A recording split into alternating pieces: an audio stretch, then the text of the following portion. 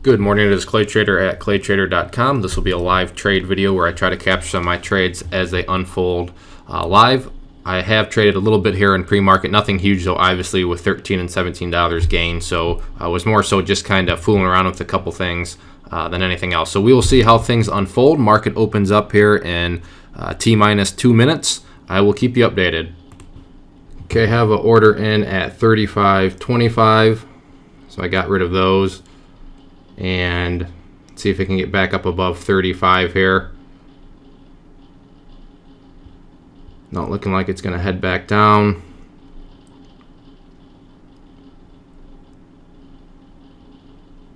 I'll just waiting to see if it can get back up above 35.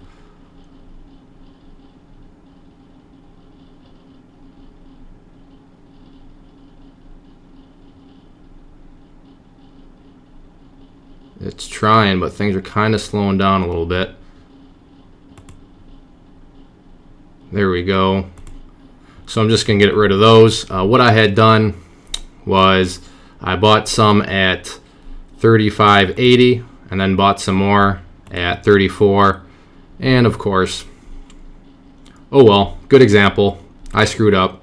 But anyways, bought some at 35.80 and then bought some more at 34. Which brought my average down to 34.90, and then sold the 100 at 35.20, which you saw, and then 35.28.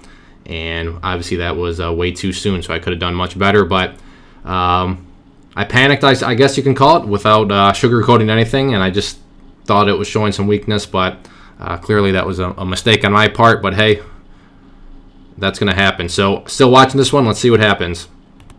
Going for some shares here. Got them there at. And that fast. So what I did was pick some up at 35.50, and then as soon as I put my order in, I was just going for a 25-cent move. Actually got a 51-cent move.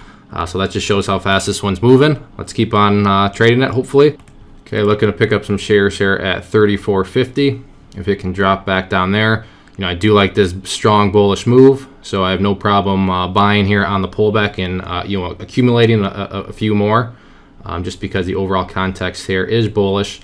So let's see how this plays out. But again, bullish overall context. Don't mind buying on the pullback here and you know, building a little bit bigger position. Only going in with 100 share lots because this one is very volatile. So you know that needs to be factored in. I have moved my order down to just 34 now, watching level 2s and then seeing where this support is taking shape. Any break of 35. Next level of support isn't until down there at 34.01, so I'm going to try to cut in front of line a little bit. So that's why I put my order in at 34.02. So we'll see what happens with that. But again, 35 is definitely the new little area of support there, which is confirmed by watching both the chart and level 2. So with the break of that, I'd expect it to, at minimum, go down there and test that. So I think that'd be a good little spot to start to at least build a position into any sort of downwards move. So we'll see what happens. 35, as you can see, definitely acting as support. I'd like to try to catch a 35 break just so you can see how it reacts from that. So I'll do my best on that, but no promises because I am currently searching for other stocks too. So we'll see what happens. Okay, I went short here on VNet at 22.25, getting quite overextended. So we'll look to build a position into this current upwards move.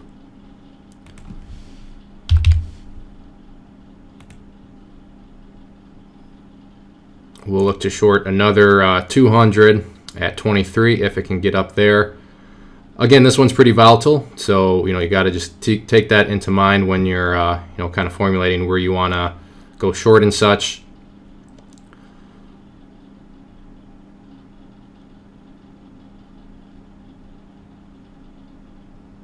This one doesn't quite seem like it wants to get down there to that 22 mark.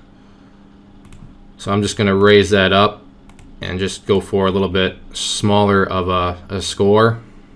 And then I can try to restart over again. Ah, darn it. I forgot to change my order. So now I'm long at 22.11. So let's see if I can just get back out of here, or I might just be needing to take a loss. But then again, I am long on a bullish stock here, so I could go into the position here. That's what happens when you forget to change your share size back. So let's see if it can push up to above 22 again.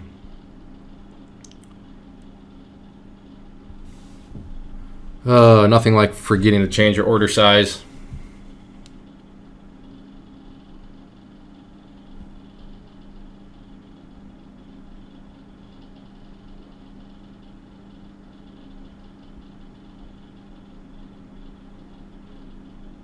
Again, the one kind of saving grace is that it's, it happened within a bullish context here. So I did buy, technically on the pullback there.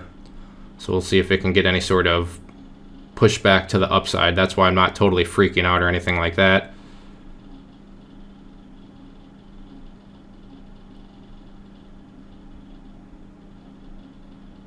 So now let's see if it can actually go.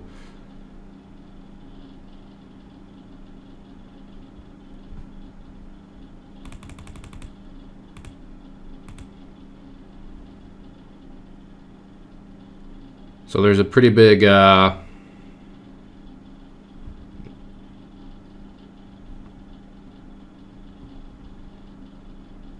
this is actually quite silly. I made a mistake. I'm probably missing out on other opportunities now. So I'll give it one more chance to push back up above 22. Especially when all this is going on for 100 shares.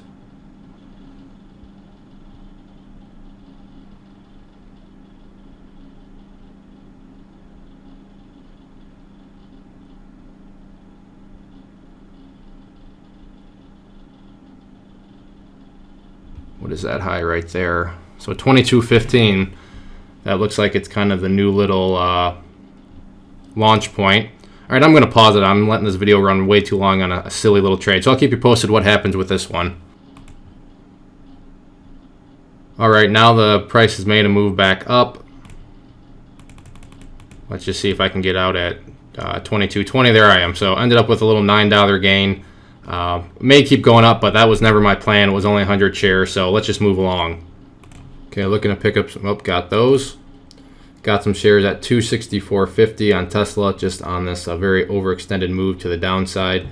Again, just 100 shares, as this one's very volatile and it's a higher price stock, so need to play things a little bit closer to the chest and kind of just ease into these sorts of moves. So let's see what happens here with it. Again, looking for a 25-cent move, or if I can build a little bit bigger of position, that would be ideal. So I will keep you posted on what happens. Making its bounce, and there I am out for just a modest little $25 there. May look to continue to, because think about it, the more and more I buy down here, the more and more this chart just becomes crazily overextended. So I'm going to keep my eye on it. Also going to keep searching around. But not too bad of a start to the day. 20 minutes in, up 212, so not terrible. Gonna try for some at 263 if it gets down there. Again, just 100 shares. I'll keep you updated. All right, I have a couple fishing orders out there. Still have Tesla out there. Now I have a WRLK. Would like to see it pull back to this previous breakout point. I'd expect there to be some support down there, so we shall see. I'll let you know how my fishing goes. All right, well, it is 10 o'clock. There's some other things I want to work on, so I'm just going to wrap things up here. Half an hour, 212.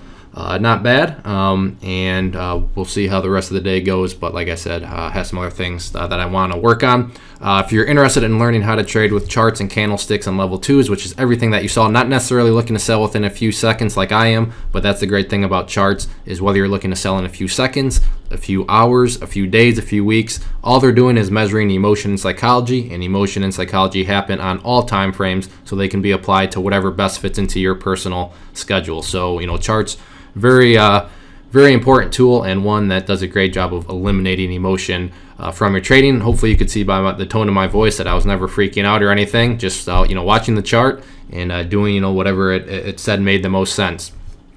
Also, if you'd like to learn more kind of scene action, I'd encourage you to check out my private trading group. All that can be found at claytrader.com. Everything's very fairly priced, from my training courses to the trading group. Also looking at Clay Trader University if you're interested in getting a big bulk discount on pricing and everything.